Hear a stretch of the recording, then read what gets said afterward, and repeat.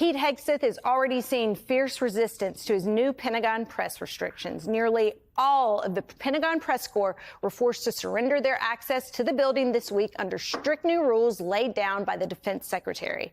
But the Atlantic's Nancy Youssef, who covers the Pentagon, says she and her fellow journalists will, quote, continue to do our jobs reporting on the U.S. military in every way we know how. While former Pentagon correspondent Barbara Starr went even further, saying, quote, journalists are professionally and mentally tougher than he can even imagine, so buckle up. And now we have both Barbara Starr and Nancy Youssef join us now. I mean, Nancy, I'm just so shocked that Pete Hegseth, a former journalist himself at Fox News, doesn't basically these rules that he sets out are don't report, don't do your job, don't put out anything that we don't want you to put out. What has been most striking to you about how this all went down this week? You spent so much time in the Pentagon as part of the press corps. A couple things were surprising to me. One, that this began because there was no security breach by anybody in the press corps that led to these changes. And in fact, the biggest security breach that has happened is by Hegseth himself when he put classified information into a signal app ahead of strikes by the United States into Yemen. So that's part of it. And also the expectation that the military should have access to nearly $1 trillion of taxpayer dollars, have their awesome responsibility of deciding where as many as 2 million service members are deployed, and doesn't want to take basic questions. This has been something that has been happening in that building since 1943. And for the first time in its history, there are no major news organizations there. This isn't something that a few organizations did. This happened across the political spectrum. And that wasn't enough to have the Pentagon reassess not only its decision, but its responsibility to answer questions about the decisions that it makes. Barbara, you know the halls of the Pentagon better than anyone. Talk to us about these restrictions in terms of how they actually impact the reporting. What was it that reporters were doing that they're not going to be able to do now that actually hinders the way the American public will be able to get information about the inner workings of the Pentagon? Well, basically, reporters, since they can no longer be in the building because they're not willing to subject themselves to prosecution for asking a question, and that's the bottom line here, being prohibited from even asking basic questions without fear of prosecution, they will have to find other ways to report. And there's plenty of people in Washington, D.C. that want to talk to reporters and offer factual information. Will it slow things down a little bit? Well, you might think so, but the first scoop came within less than 24 hours after this policy went into effect, forcing reporters to walk out of the building. Our friends at Reuters had a scoop about yet another strike against a ship off the coast of Venezuela. So the reporting goes on, the reporting continues. But I think one of the things that's so interesting is Hegseth himself. I don't know if Nancy agrees with me, but he seems to be afraid. And what's he afraid of? He walks around yelling and waving his hands around and engaging in these essentially performances. Tonight, the Washington Post is reporting that tomorrow he and the chairman of the Joint Chiefs will fly together in an F-16 aircraft over Nevada in a demonstration. He might want to pay more attention to the fact that troops are not being paid.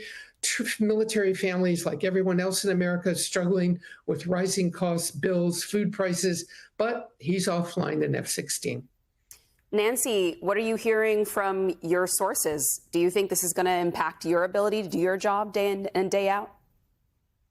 Well, one of the most heartwarming things that happened this week is we heard from sources unsolicited saying, I'm going to keep talking to you. And they weren't saying it as a form of defiance of the defense secretary, but an understanding that they have taken an oath to the Constitution and that they believe that the First Amendment is protected. And so that was really heartwarming. Having said that, we've also heard from sources who are afraid to talk to us because they don't want to be polygraphed, they don't want to be questioned. And so it does make the job harder. But as Barbara notes, the journalism continues. Not only did Reuters have a story, but the New York Times reported that the commander of U.S. Southern Command, which is responsible for Latin America and South America, where we've seen strikes against Venezuela, was leaving office unexpectedly. And so I think what you're seeing from both the journalists and from the sources is an understanding that the work has to continue. And I think you'll see a press corps that is up for that challenge.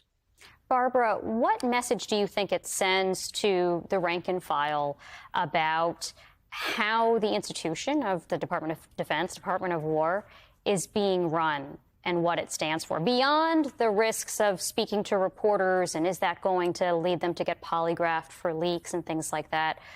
What does it do to the morale of those serving in our military? Yeah, you're getting to the most important question of all.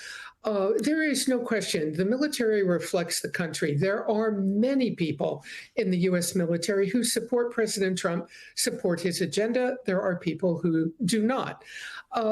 So that's really the first thing. I think the deep underlying concern for everyone across the spectrum should be the politicization of the military. The U.S. military is the strongest military force in the world because it is apolitical. It defends the nation. It defends the American people without fear or favor, to use, one of those phrases. But President Trump and Pete Hegseth have very clearly made this a military that they want to tailor to their political agenda. And that is a real danger. That is a very large danger because, the day will come, sadly, but it'll come when there'll be a crisis, when troops will be headed off in the middle of the night to some potential combat zone. And everybody needs to know that the military will deal with those challenges with an even hand. Nancy, to Barbara's point about if there is conflict, we want journalists there to see how their men and women and U.S. taxpayer dollars, blood and treasure, are being spent and executed around the world. And the U.S. military actually was quite successful with their embed program historically in terms of the war on terror, Iraq and Afghanistan, in that they had so many journalists coming in and out and embedding with the military. And there were plenty of people who thought that yielded ultimately more favorable coverage by including journalists and bringing journalists in to the action. How do you think that an embed program would be? What would happen if there is another conflict? Would it just be non-existent and journalists would just be fending on their own? Elise, you bring up such a good point because the Pentagon didn't let the press into the building as a favor. It benefited them, not just for the embeds that you speak of, but just having the ability to talk to the decision makers face to face. It's much harder to be critical of someone you're engaging with every day. It's when you're looking at them up front, hearing their decisions, understanding the reasoning that they're bringing to the table. Under these new restrictions, it appears to be that we can't go to military installations. We certainly can't go on any embeds, go on any ships, go on any cargo planes. And so it removes the ability for us to sort of put faces and names to the deployments, to what the military is doing. And I remember having done many embeds in Iraq and Afghanistan. For so many families, being able to hear directly from troops what they were doing was a source of comfort. And I think for the American people, really gave them an understanding of what was being asked of them, what they were doing in the name of the American public. And so to your point, I think if there is a conflict, unless these rules are lifted, we won't be able to go on those missions. We won't be able to see them. And as a consequence, I think the American public will have a far less nuanced understanding of what troops are doing. All right, Barbara Starr, Nancy Youssef, thank you to the both of you. Greatly appreciate this conversation and your insights.